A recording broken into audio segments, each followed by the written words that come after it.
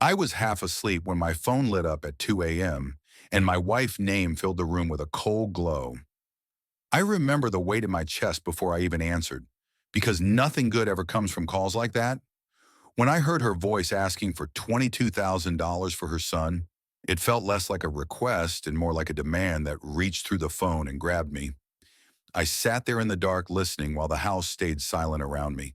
I thought about how many nights I worked late to keep this home standing and how many quiet compromises I made that nobody noticed. Her son had never looked at me like family, and yet my money was always expected to act like one. As she spoke, I felt the years of being convenient stack up inside me, and the number she named sounded heavier than the money itself. It sounded like proof that I was only useful when a crisis needed solving. I told her I could not do this, and my voice surprised me because it did not shake. There was a pause that felt longer than the marriage we were standing in, and then she raised her voice like that would change the truth. I ended the call and stared at the ceiling, knowing something had cracked open that could not be closed again.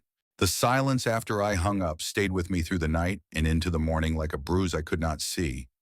I moved through the house slow and careful, still carrying the echo of her voice and that number she threw at me. Every room felt different now, as if the walls had heard the call too and were waiting to see what I would do next.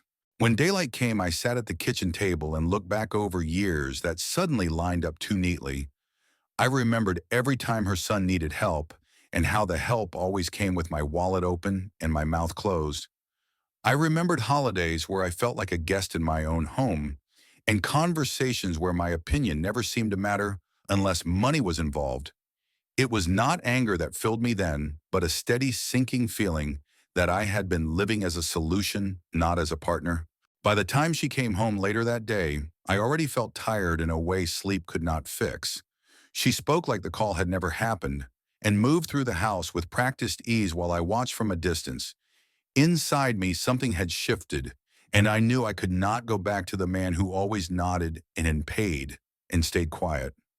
I did not say much that night, but the decision to stop being available for demands was already settling in my chest.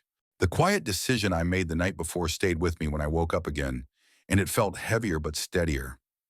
I moved through my morning routine knowing I was no longer just reacting, but watching everything more closely. There was a strange calm in realizing I had stopped waiting for permission to feel what I felt. As the day unfolded, I started noticing small things I had ignored for years. The way my wife spoke about her son, Future, like it was a shared project I was funding, but never part of. The way plans were made around me instead of with me. Each memory surfaced gently, but together they formed a clear picture that I could not unsee. I realized I had been present in body, but absent in importance. That evening, her son's name came up again in casual conversation, and I felt the familiar expectation hovering in the air. I listened without interrupting and without offering anything this time. When the moment passed and nothing was asked outright, I felt a quiet strength settle in me. It was the first time I understood that my silence could belong to me and not to their convenience. The calm I found the day before did not disappear, but it carried a sharper edge when I woke up again. I could still feel the quiet strength from holding back, yet it mixed with a growing awareness that distance was forming between us. It felt like standing on solid ground while watching familiar shapes drift further away. Later that day, I overheard a call between my wife and her son, and I stayed where I was instead of announcing myself. His voice carried urgency and expectation, and her tone softened in ways I had not heard from me in a long time. Listening from another room, I felt the sting of being the steady background, while someone else remained the center of her concern. The realization settled slowly that I had been funding comfort without ever sharing its warmth. That night we sat in the same room doing separate things, and the silence felt intentional instead of awkward. She glanced at me a few times like she was measuring something she could not quite read. I stayed calm and still knowing that my restraint was beginning to change the balance she was used to. Inside me there was no satisfaction, only clarity and a sense that the next move would not come from me. The distance that formed the night before followed me into the next day, and it no longer felt accidental. I carried the awareness of it with me like a quiet companion, reminding me that things were shifting whether anyone admitted it or not. The calm was still there, but now it felt deliberate. As the day went on, my wife's behavior changed in small, careful ways that were easy to miss if I was not paying attention. She asked neutral questions and watched my reactions like she was testing unfamiliar ground. I answered simply and without offering more than what was asked, and for the first time I could sense uncertainty replacing her usual confidence. That evening, her son name surfaced again, but this time it landed differently in the room.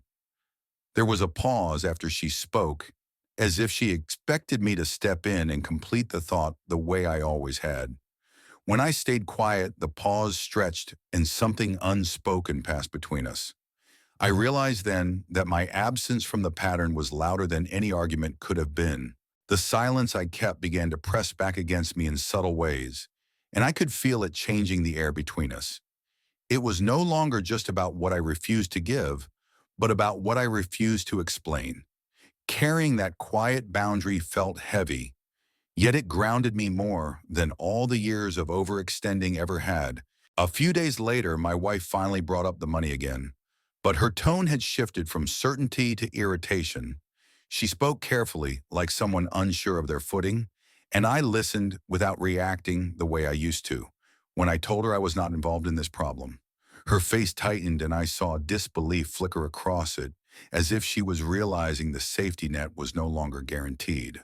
That night I lay awake aware that the balance of our marriage had tilted and might never settle back the same way. There was fear in that realization, but also relief that surprised me. I understood then that whatever came next would be shaped by honesty instead of habit, and that knowledge stayed with me until morning. The tension from that refusal lingered into the next days, and I could feel it in every shared space we moved through. It was not loud or dramatic, but it sat between us like unfinished business that neither of us wanted to touch. I carried the mix of fear and relief with me, knowing the line I drew was still holding. My wife began acting restless, and her movements around the house lost their usual rhythm.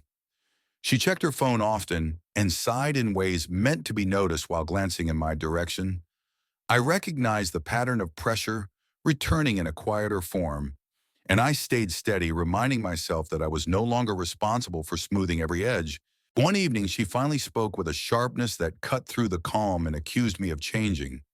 I listened without defending myself and without offering reassurance, and that seemed to unsettle her more than anger ever had. As I sat there, I understood that my stillness was forcing her to face a reality she had avoided, and for the first time, I felt prepared for whatever followed. After she accused me of changing, the air between us felt tighter, and I carried that tension into the next morning without trying to shake it.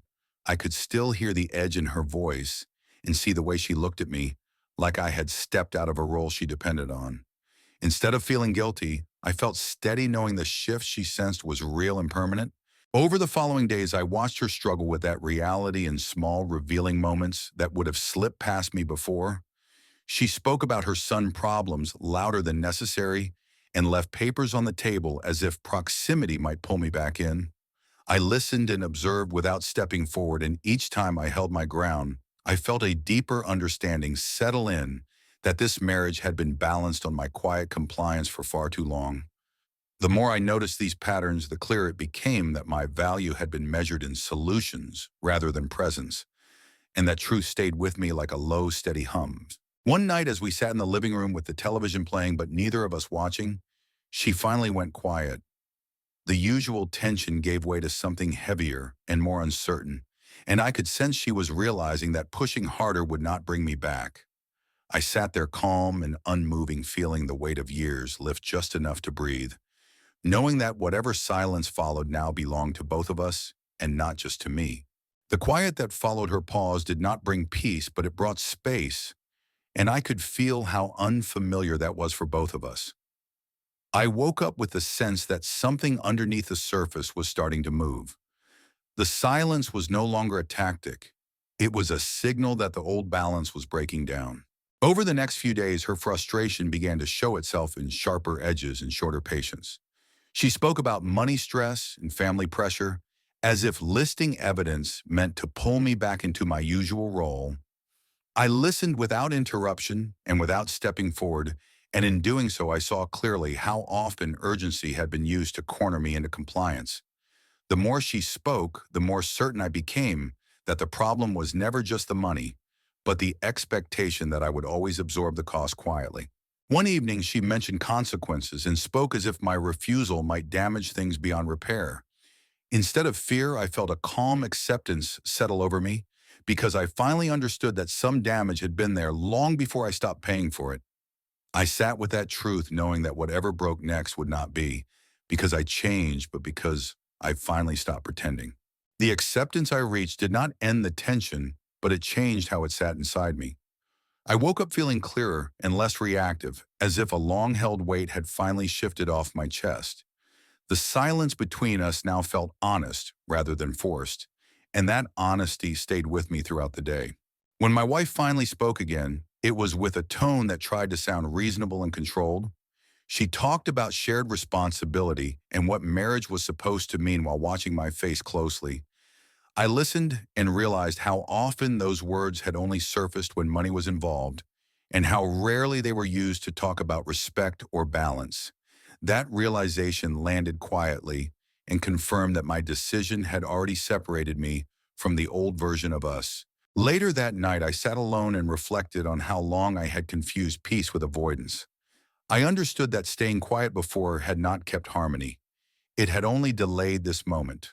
The calm I felt now was different and rooted in truth, and I knew I would not trade it away again, even if everything else changed. The calm I reached after that realization did not protect me from what came next, but it prepared me for it. I woke up knowing the space between us had grown too wide to ignore, and that pretending otherwise would only pull me back into the same quiet erosion I had escaped. The house felt still but charged like a moment just before something finally speaks. Later that day, my wife sat across from me, and for the first time her words carried less certainty and more caution.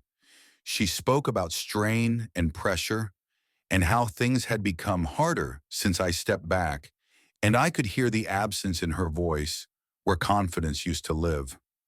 As I listened, I realized she was not asking for money anymore. She was reacting to the loss of control she once relied on.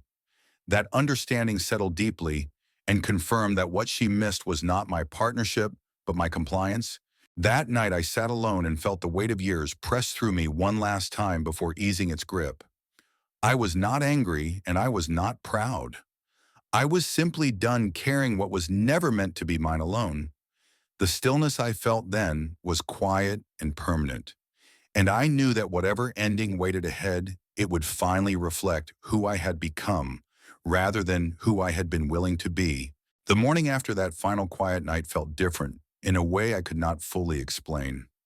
I moved through the house knowing this was not a pause or a waiting period, but an ending that had already taken shape inside me. There was sadness there, but it was clean and honest and no longer tangled with obligation. When my wife spoke to me again, there was no demand and no strategy left in her voice. She talked around the problem instead of through it, and I could hear how uncertain she sounded without the leverage she once held. I listened with respect but without movement, and understood that the version of me she was waiting for was not coming back. In that moment, I felt a quiet finality settle between us, like a door closing without being slammed. That evening, I sat alone and let the story reach its natural end without forcing meaning onto it. I was not celebrating, and I was not grieving the way I once thought I would. I simply felt whole and present in my own life for the first time in years. The silence around me was no longer empty. It was mine, and I carried it forward knowing this ending was not about revenge, but about reclaiming myself.